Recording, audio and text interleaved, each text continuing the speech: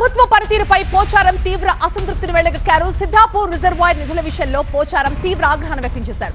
నిధుల మంజూరు కోసం మంత్రుల కాళ్లు మొక్కాలా అని ప్రశ్నించారు. నిధులు మంజూరు చేయాలని మంత్రికి 20 సార్లు చెప్పారు. రిజర్వాయర్ పనులకి నిధులు మంజూరు చేయడం లేదని వాపోయారు పోచారం.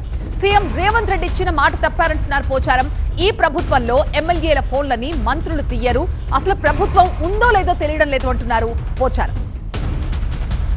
ఉన్నదా ఏమన్నా కదలిక ఉందా లేదా మాకే సీనియర్ ఎమ్మెల్యేలండి. నేను నిన్నమల ఎమ్మెల్యే కాలేదు. ఇవల్ల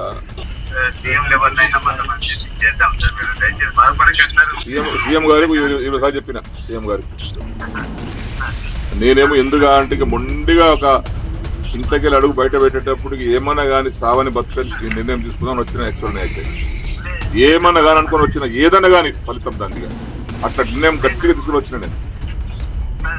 ఎన్నిసార్లు చేయాలంటే చేసిన ఫోటో లేపి మేము కొత్తసారి చూస్తున్నాను. నేను మంత్రి చేసిన 20 ఏళ్ళు ఈ అమ్మ ఇట్లా ఫోన్ చేస్తే లేపుతుంటే రాత్రి 2 గంటలు లేపుతుంటే మరి ఎమ్మెల్యేల ఫోన్ లేపారండి వీళ్ళు. ఈ అమ్మ దరిద్రం పాడైపోయి మేము పనులేక చేస్తాం అండి. ఫోన్లే మళ్ళీ మజాకు చేస్తామా తమాషాగా చేస్తామా ఏమన్నా ఒకనాడు పోయేది ఒకటే పోతుంది. ఏమున్నది ఎప్పుడో పోయేది.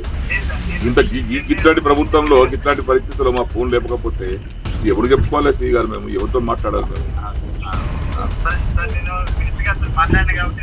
వాళ్ళ మొక్కన పోయిన సంగతి అమ్మ ఈ వయసులో పోయి విసుగొచ్చి ఆఖరి విరక్తితో నిర్ణయం తీసుకునేది.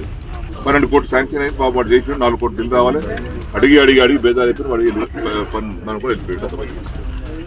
ఇట్లా ఉంటుందండి. నర్సింగ్ కాలేజ్ వాడు 15 కోట్లు రావాలి సార్ 10 మంది ఇచ్చిపోతా అంటే ముందే మారింది కదా. మారింది కదా టెండర్ క్యాన్ తీసుకుంటుంది వాడుతా.